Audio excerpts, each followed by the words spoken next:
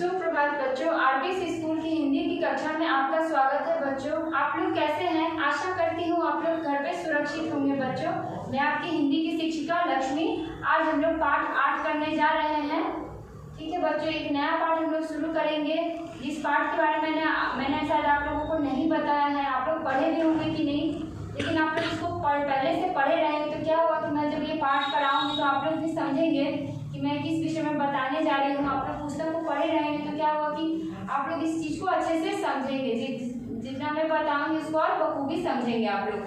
आज हम लोग जो पाठ करने जा रहे हैं उसका नाम है गुरु भक्त कालीबाई। यहाँ पे कालीबाई की एक कहानी है जहाँ पे मतलब स्वतंत्रता के पहले की तस्वीर दिखाई गई है, जहाँ पे हमारा भारत देश गुलाम था, गुलामी की जंजीरों में किस प्रकार बंधा हुआ था, उस जगह के बारे में बताया गया है। राजस्थान में ही एक जगह है रास्तापाल, वहाँ के बारे में बताया गया है कि वहाँ पे किस तरह आदमी किस तरह गुलामी की जिंदगी जी रहे थे। और ये कालीबाई एक ये शिष्य थी। तो वहाँ पे क्या होता था, शिक्षा का उतना प्रचार प्रसार नहीं था, लेकिन जो वो जिस गांव में रहती थी वहाँ पे गांव के जो संरक्षक थे, जो देखभाल करते थे, वहाँ पे भी एक शिक्षक थे। तो वो सोचे कि हमारा देश तो आज़ाद होने वाला है, क्यों ना हम लोग अपने जिस जगह में जिस गांव में हम लोग रह रहे हैं उसको भी शिक्षित करें, क्यों यहाँ पे शिक्षा का अभाव है। ऐसा सोच रहे थे वहाँ के जो संरक्षक थे। तो उन्होंने वहाँ पे शिक्षा की व्यवस्था को चालू करना शुरू कर दिया। उसके बाद क्या हुआ कि जो वहाँ के जागीरदार जो होते हैं, सामंती व्यवस्था वहाँ पे बहुत हावी था, जिसके कारण क्या हुआ कि वहाँ पे जो जागीरदार थे वो यह नहीं चाहते थे कि हमारा गांव भी शिक्षित हो, लोग समझदार बने, आगे की बातों को समझे। तो वो लोग नहीं चाहते थे, जिसके कारण क्या हुआ कि जागीरदारों ने आकर गाँव में सबको मारा, सेंगा भाई को मारा, नाना भाई को मारा। हम लोग जब पाठ पढ़ेंगे तो आप लोग समझेंगे कि ये कौन से किरदार के बारे में बता रही हूँ। जब वो लोग मार खा रहे थे, बहुत बहुत बुरी तरह उन्हें पीटा गया, घसीटा गया गाड़ी से, तब तक कालीबाई वहाँ पे नहीं थी। लेकिन जब कालीबाई का प्रवेश होता है तो किस प्रकार वो अपने शिष्य होने का फर्ज निभाती है, अपने प्राणों को बलिदान कर देती है अपने गुरु के लिए, वो यहाँ दिखाया गया। इसीलिए यहाँ पे शीर्षक है हमारा गुरु भक्त कालीबाई। वह गुरु की भक्ति थी, सच में भक्ति थी, जो अपने गुरु के लिए अपना जान निछावर कर देती। किस प्रकार आके वो हमला करती है और मारती है उन लोगों को, लेकिन वो अपने गुरु को भी तो नहीं बचा पाती है, लेकिन खुद भी वह उस चीज़ को अपने वहाँ तक जाने से वो खुद को रोक भी नहीं पाती है। और ये दिखाया गया है कि किस प्रकार उस टाइम में कितना अच्छा गुरु शिष्य का जो संबंध था, जो प्यार था, जो प्रेम था, जो मानवता थी, एक दूसरे के लिए जो भाव था, उसको दिखाया है कि किस प्रकार एक दूसरे के लिए लोग निछावर हो गए। तो चलिए इस पाठ को हम लोग शुरू करेंगे। मैंने कुछ बताया है बस थोड़ा बहुत, जिससे आप लोग पाठ से रूबरू हो सके। तो चलिए इस पाठ को हम लोग शुरू करते हैं। आप लोग ये अपनी पुस्तक निकाल लीजिए, हिंदी पाठमाला गोली निकाल लीजिए, और हम लोग 8वां पाठ पढ़ेंगे गुरु भक्त कालीबाई। ठीक है, तो चलिए हम लोग इस पाठ को शुरू करते हैं। मैंने एक लाइन यहाँ लिखा है, आप लोग देख लीजिए। कालीबाई सच्ची गुरु भक्त थी। मैंने जो आप लोगों को कहानी बताया उससे आप लोग समझ गए होंगे। उसने अपने गुरु के प्राणों की रक्षा के लिए अपने प्राण न्यौछावर कर दिए। वो तनिक भी नहीं चूकी कि मैं अगर उनकी सहायता करने जाऊंगी तो मैं भी अपने जान से हाथ धो बैठूंगी, लेकिन वो क्या गुरु भक्त थी, इसीलिए उसने कुछ सोचा ही नहीं। तो चलिए इस पाठ को हम लोग आज पढ़ते हैं। आप लोग भी पुस्तक निकाल लीजिए और इसके जो जो कठिन शब्द आप लोग को लगेंगे, मुझे जो लगेगा मैं यहाँ बताती जाऊंगी। ठीक है, और आप लोगों को लगे कि कहीं कुछ नहीं समझ पा रहे हैं आप लोग तो उसको लिख के रखिएगा। राजस्थान के डूंगरपुर जिले में रास्तापाल नामक एक गांव है। मैंने बताया ना, राजस्थान के डूंगरपुर जिले में रास्तापाल नामक एक गांव है। स्वतंत्रता से पहले यहाँ एक पाठशाला चलती थी। जब तक हमारा देश आज़ाद नहीं हुआ था तो वहाँ पे एक पाठशाला चलती थी। इसे प्रजामंडल चलाता था। मैंने बताया ना कि वहाँ के जो संरक्षक थे वो लोग इस पाठशाला को चलाते थे। इस पाठशाला के संरक्षक थे श्री नाना भाई खाट। श्री सेंगा भाई इस पाठशाला के शिक्षक थे। तो सेंगा भाई ही उस गांव में सभी बच्चों को पढ़ाने का कार्य करते थे। इस पाठशाला में आदिवासियों के बाल बालिकाएं भी पढ़ते थे। मतलब वहाँ पे जो आदिवासी एक जाति है उनके बच्चे भी वहाँ पे पढ़ने जाते थे। इन बालिकाओं में एक भील बाला भी थी।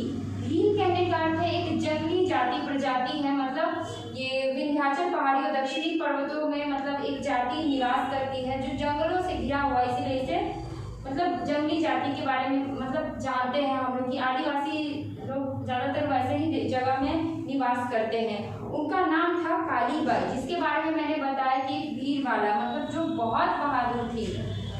वह 13 वर्ष की थी। उसकी उम्र कितनी थी बच्चों? वह 13 वर्ष की थी।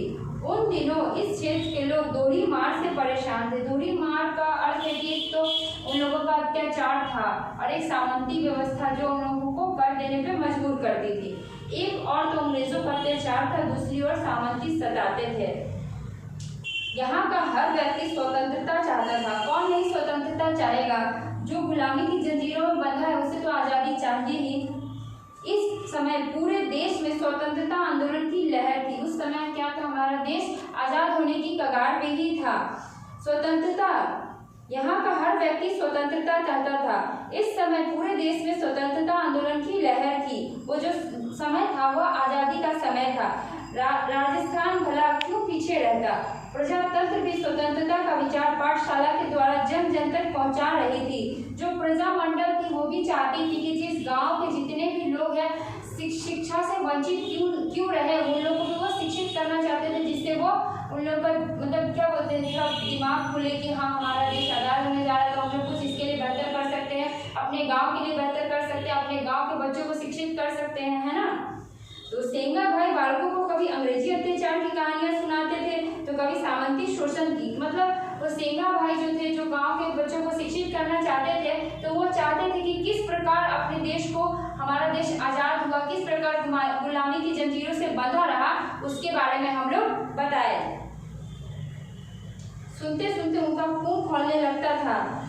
यहाँ पे हाँ, कालीबाई उनकी बातें बहुत ध्यान से सुनती थी। कालीबाई जो गुरु भक्त थी उनकी बातों को बहुत ही ध्यान से सुनती थी। सुनते सुनते उनका खून खौलने लगता था। मतलब वो जब सुनती थी कि इस तरह हम लोग अत्याचारित हुए हैं तो वो बहुत ही अंदर से क्रोधित होती थी। सेंगा भाई इसके लिए बहुत आदरणीय थे। वो सेंगा भाई को बहुत ही आदर करती थी, बहुत मानती थी। वो अपने गुरु की परम भक्त थी। वो अपने गुरु की सबसे परम भक्त थी। सेंगा भाई को उसे बहुत ही मानते थे। किंतु यह बात रास्तापाल के जागीरदार को पसंद नहीं था। लेकिन जो यह बात थी जो सेंगा भाई गांव को शिक्षित करना चाहते थे, यह जागीरदार लोगों को पसंद ही नहीं आता था। वो नहीं चाहता था कि गांव के लोगों में शिक्षा का प्रसार हो। वो क्यों नहीं चाहता था? क्योंकि हमारा गांव अशिक्षित रहे, लोग यहाँ अनपढ़ गंवार रहे और किसी चीज से, हर प्रकार की सुविधा से वो वंचित रहे। इसीलिए जागीरदार जो चाहता था ये लोग अनपढ़ गंवार ही रहे ताकि हमारे कब्जे में रहे। उसने इस पाठशाला को बंद कराने का एक षड्यंत्र रचा। उन्होंने षड्यंत्र अपने में रचा कि किस प्रकार हम लोग इस पाठशाला को बंद करा सकते हैं, उसके लिए हम लोग क्या क्या उपाय कर सकते हैं, उन्होंने ऐसा रचा। उसने गांव के लोगों की एक सभा बुलाई। गांव के लोगों की एक सभा बुलाई। गांव के जितने भी लोग हैं उन लोगों को एक सभा के द्वारा, मतलब एक संगठन, बहुत सारे लोग जहाँ बैठे उसे सभा कहा जाता है, उसमें बुलाया गया। नाना भाई को इस षड्यंत्र का पता चल गया। जो नाना भाई थे, नाना भाई जो संरक्षक थे, उन्हें इस षड्यंत्र का पता चल गया था। तो उन्होंने उसके बाद क्या किया ये देखते हैं हम लोग बच्चों। वे चाहते थे कि हर बच्चे को अच्छी शिक्षा मिले, हर बच्चे में देश प्रेम की भावना जागे। उन्होंने घर घर जाकर लोगों को समझाया जागीरदार की सभा में कोई नहीं आएगा। उन्हें पता चल गया कि जागीरदार क्या करने वाला है, हमारे साथ क्या करने वाला है, किस प्रकार हम लोगों को वो अत्याचारित प्रताड़ित करने वाला है। तो यह नाना भाई को पता चल गया। तो उन्होंने क्या किया, लोगों को जागृत करने का कोशिश की है। इसमें जागीरदार क्रोधित हो गया। जो जागीरदार था वो क्रोधित हो गया क्योंकि उसका मंसूबा जो था, उसका जो मकसद था वह पूरा नहीं हुआ। उसने रियासत के सामंत को सारी घटना नमक मिर्च लगाकर बताई। मतलब जो बात थी उससे बढ़ चढ़कर बताई गई। अगले दिन रियासत के पुलिस अधिकारी और जिला न्यायाधीश दल सहित रास्तापाल पहुंचे। मतलब उस गांव में सब कोई पहुंचे पुलिस लेकर। 19 जून 1947 का दिन था। रास्तापाल की पाठशाला के बाहर एक ट्रक आकर रुका। कालीबाई उस समय खेत पर गई हुई थी। पाठशाला में सेंगा भाई और नाना भाई उपस्थित थे। तो जो वो पाठशाला थी तो उस वक्त क्या हुआ था कि वहाँ पे कालीबाई नहीं थी, वह खेतों में गई थी। और जो वहाँ के संरक्षक थे और जो शिक्षक थे वो दोनों उस समय वहाँ पे उपस्थित थे। जिला न्यायाधीश ने सेंगा भाई से कहा, पाठशाला बंद करो और चाबी हमें दे दो।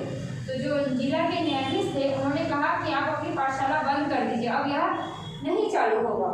सेंगा भाई ने नम्रता से कहा, न्यायाधीश महोदय, बाल लोगों को शिक्षित देना तो राज्य का काम है ना, आप इसे भी बंद करवाना चाहेंगे, यह तो न्याय की बात नहीं है।